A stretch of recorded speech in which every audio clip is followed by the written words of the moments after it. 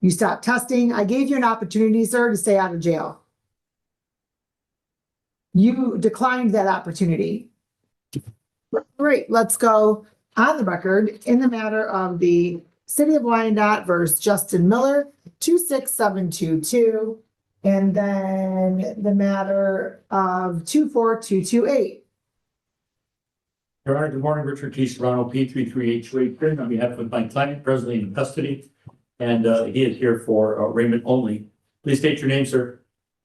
Justin David Miller. Okay, and so there's a new charge. So let's go over the new charge first, counsel.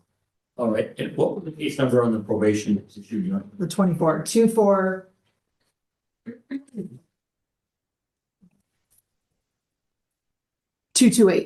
Thank you.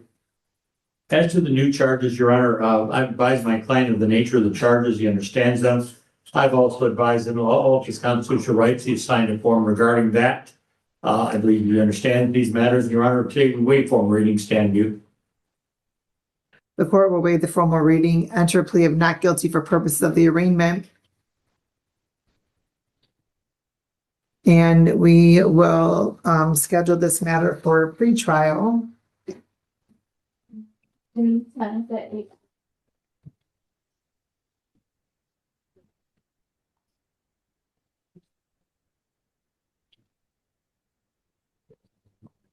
June 10th at, you said 8:30? 8:45. Sorry, 8:45 a.m. Okay, so then we have that bond we can address. Counsel, let's handle we also have the jail review. Since your client's in custody, he continues to blow the court off when he has a scheduled jail review. Now we can handle the jail review. Were you able to speak to your client regarding the jail review, counsel? Yes, I've read documentation from the probation department. He acknowledges that he missed several tests as alleged. He's going to plead guilty to that charge, and we'll address the court afterwards. Well, there's nothing to plead guilty to, counsel. On the jail review, this court had previously taken your client's, the court sentenced your client to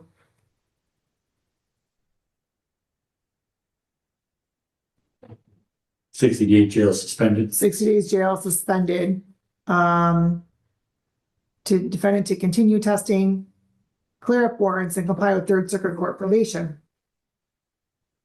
And, well, let's just say this, that as of December 2nd, your client had failed to appear for the jail review. And that was back in October 21st of 24. And then he was finally arrested November of 25, had not provided proof of treatment. Your client stopped testing, and then still has warrants. So now,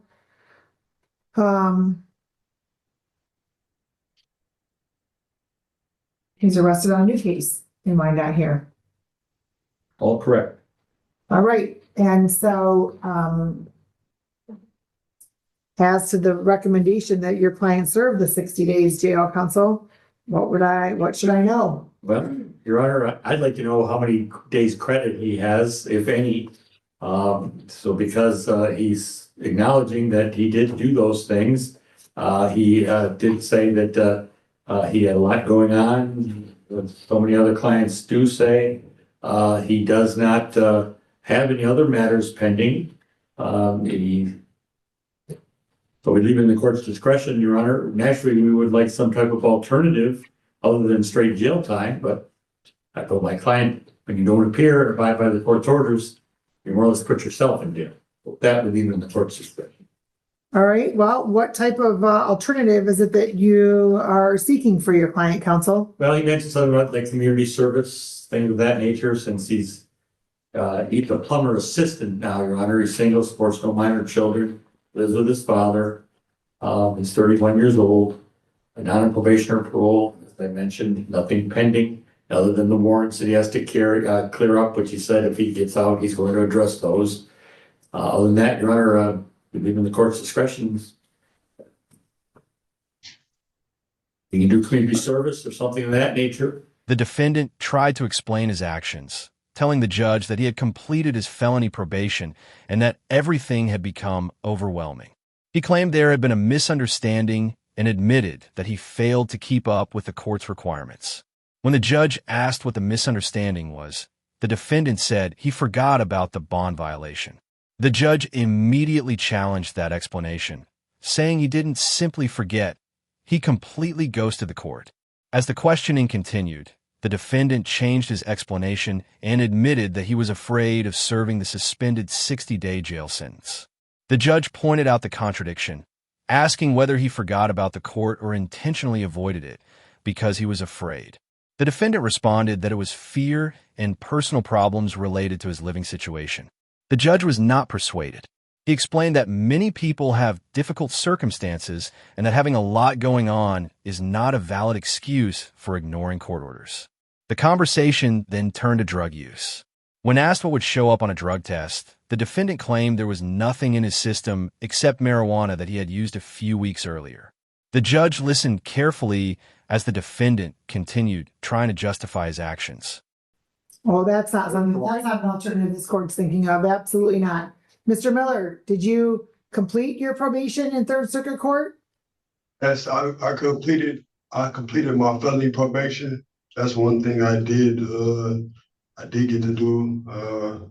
That was just overwhelming. I'm sorry. I had about the miscommunication, but I did complete my felony probation.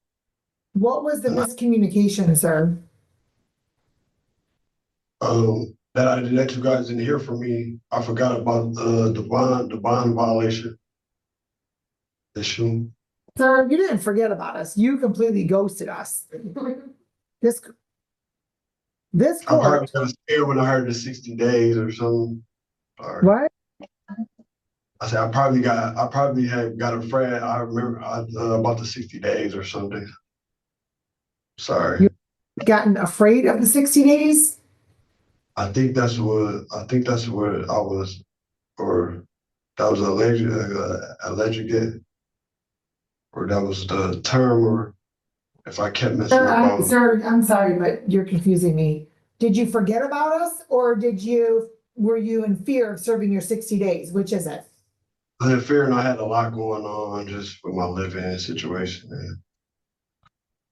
Sir, having a lot going on is not a valid reason to blow off the court. Many people have a lot going on. I'm not sure if a lot going on was the continued drug charges that you were getting, or what, sir? If you test right now, what's in your system? I believe nothing. I smoked marijuana. I smoked the marijuana probably a few weeks ago, so I don't know if that'll still be in my system.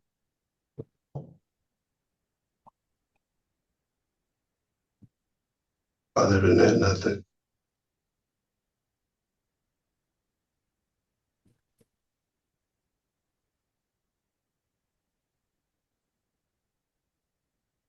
I'm off all my other. I'm off all. I know no more probation. I completed them. I've been just trying to do right for the most part. Gotta straighten out my license. Well, sir, it appears though, per the police report, that you made a statement that you had just gotten done smoking marijuana with somebody over an e-course when you were driving, which you're not allowed to drive anyway. And so apparently there would be marijuana in your system from last night. But here's what this court's going to do, sir. You've done zero as to what this court ordered. Zero. You stopped testing. I gave you an opportunity, sir, to stay out of jail. You declined that opportunity, and you continue to decline that opportunity because you continue to ghost us and not even appear.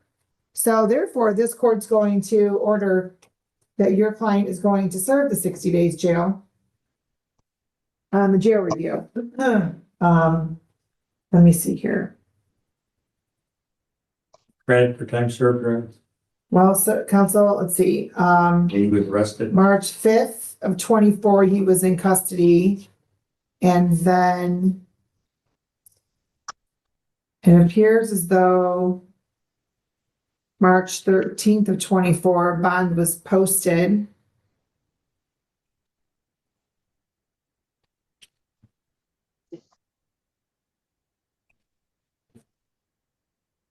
And then your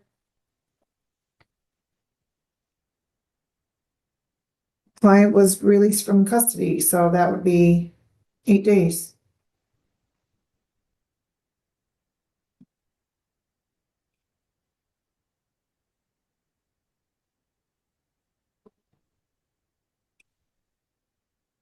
Thank you. So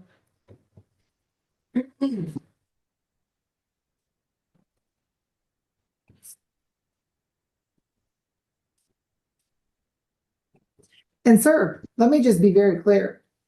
I didn't even give you additional terms other than continue your testing and comply with your Third Circuit Court probation. I didn't give you probation terms to follow or anything of that nature. And you completely, sir, completely just blew everything off with this court. Sorry, I think I was focused on my kind of, it was hard to get off that, other probation, I'm sorry.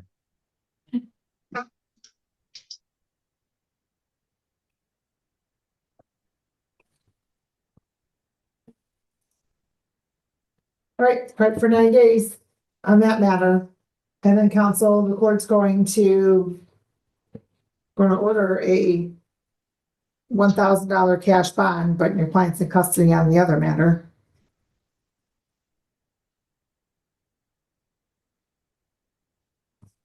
Next, possessing, consuming alcohol or drugs and no driving, which, since you'll be in custody for the next short bit, should not be a problem to comply with. Okay, we'll see you back on June 10th. Thank you. Have a good day.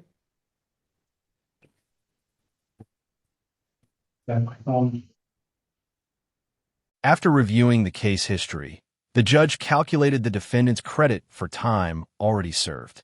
Court records showed that he had been arrested, remained in custody for several days, and was later released after bond was posted. Those days would be credited toward the sentence that was now being imposed. The judge then delivered a direct and powerful message. He reminded the defendant that the court had not placed heavy restrictions on him. In fact, the requirements were simple. He was only ordered to continue drug testing and comply with the conditions of his probation. Despite those limited requirements, the defendant failed to follow through and ignored the court's instructions completely. The judge emphasized that the defendant had been given an opportunity to avoid jail, but chose not to take advantage of it. Instead of appearing for reviews and staying compliant, he stopped testing, failed to appear, and disappeared from the court's supervision.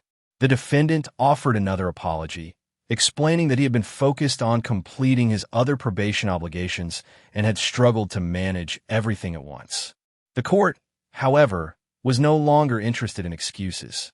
The judge finalized the sentence, set bond conditions on the new matter, and made it clear that the defendant would now face the consequences of repeatedly ignoring the court's orders.